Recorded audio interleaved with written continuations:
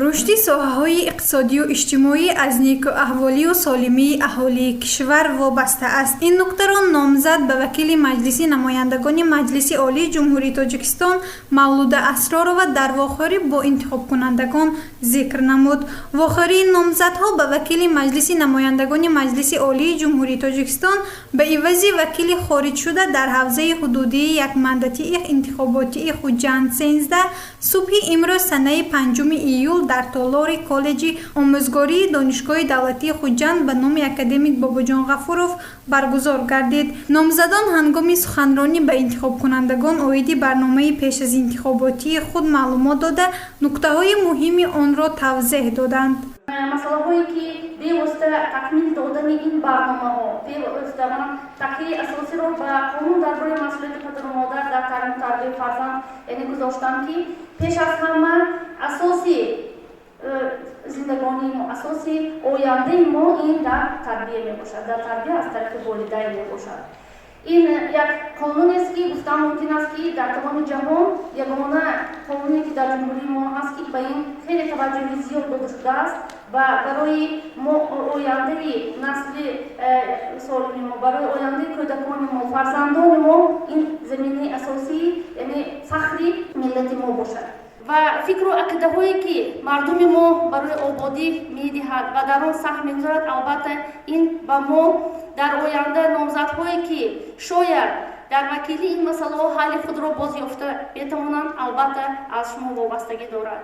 номзад ба вакили Маҷлиси намояндагони Маҷлиси Олии Ҷумҳурии Тоҷикистон ба ивази вакили хориҷшуда дар ҳавзаи ҳудудии якмандатии интихоботии Хуҷанд 13 Мавсума Муинӣ пешбарӣ карда шудааст. шахси боэътимоди мавсуф, мутахассиси шӯъбаи таҷрибаомӯзӣ ва кор бо мутахассисони ҷавони Донишгоҳи давлатии ҳуқуқ, бизнес ва сиёсати Тоҷикистон Муҳаббат Маҷидзода баромад намуда, аз фаъолияти меҳнатӣ ва тарҷумаи ҳоли Мавсума Муинӣ ба ҳозирин маълумот дод. аз 26 январи соли 2022 бо фармони Президенти Ҷумҳурии Тоҷикистон иҷрокунандаи вазифаи раиси шаҳри Бӯстони вилояти Суғд ва аз 30 майи соли 2022 раиси шаҳри Бӯстони вилояти Суғд таъин гардидааст. бо фармони Президенти Ҷумҳурии Тоҷикистон аз 10 августи соли 2015 бо медали хизмати шоиста сарфароз гардонида шуд. фиристода бояд ки доно буд ва гуфтан далеру тавоно буд. Мавсума Муинӣ бо вуҷуди ҷавонии худ инқадар вазифаҳои баланди роҳбариро паси сар карда, сабаки рӯзгор, одамият, одамигарӣ, хоксориро дар ниҳоди худ муфтааст ки ин аз модари азизи худашон, аз волидайни худашон маншаъ мегирад.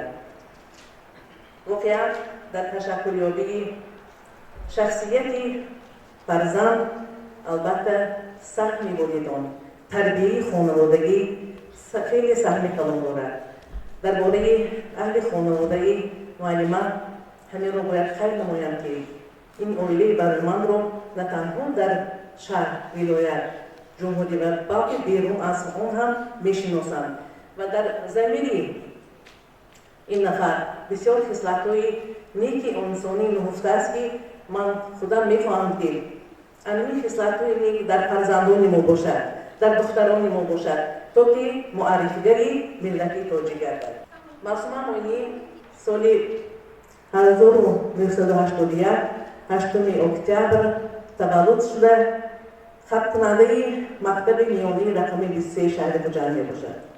давроне ки Мавсума Муинӣ дар ҳамин мактаб таҳсил мекард, ман ба ҳайси ҷонишини директор оид ба таълим дар ҳаминҷо фаъолият мебурдам ва бовар кунед, аллакай аз ҳамин даврони мактабхонӣ ҳамчун шахсият пазирифта шуданаш, заминаҳош аллакай аз ҳаминҷо маълум буд. дар идомаи вохӯрии мазкур ба интихобкунандагон доир ба кору фаъолияти вакили худпешбар Мунзифа Пӯлотова низ маълумот дода шуд. вай зимни баромадаш таъкид кард ки дар барномаи пешазинтихоботии худ оид ба масъалаҳои соҳаи илму маориф, иқтисодиёту иҷтимоиёт, дин ва оила диққати махсус зоҳир намудааст. барномаи пешазинтихоботии банда пеш аз ҳама ба масъалаҳое ки имрӯз дар ҷомеаи мо бо баробари ба даст овардани истиқлолияти давлатии ҷумҳурии тоҷикистон ва ба имзо расидани созишномаи истиқрори сулҳ ва ваҳдати миллӣ ки имрӯз дар он тамоми соҳаҳои иҷтимоии кишвар хоҳ иҷтимоиёт, сиёсат, иқтисодиёт, дин, маориф ва оила диққати махсус равона намуданд. пеш аз ҳама мехоҳам таъкид ва ёдоварӣ созам ки барои пешрафти соҳаи илму маориф мехоҳам саҳми афзалии хешро гузошта бошам ва дар ин ҷода таъкид ва ёдоварӣ месозам аз паёми пешрои миллат ки махсусан дар рафти паём ироа кардани он ба якчанд нуқтаҳои асосӣ ки дар он мавқеи ҷавонон ва занон таъкид мегардад ёдовар гардам.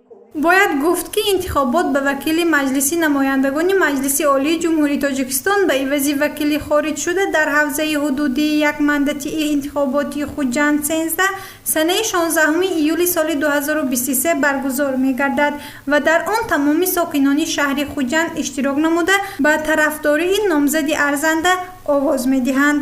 гузориши манзура бахтиёрзода ва насим раҳимов барои барномаи иттилоотии хабар.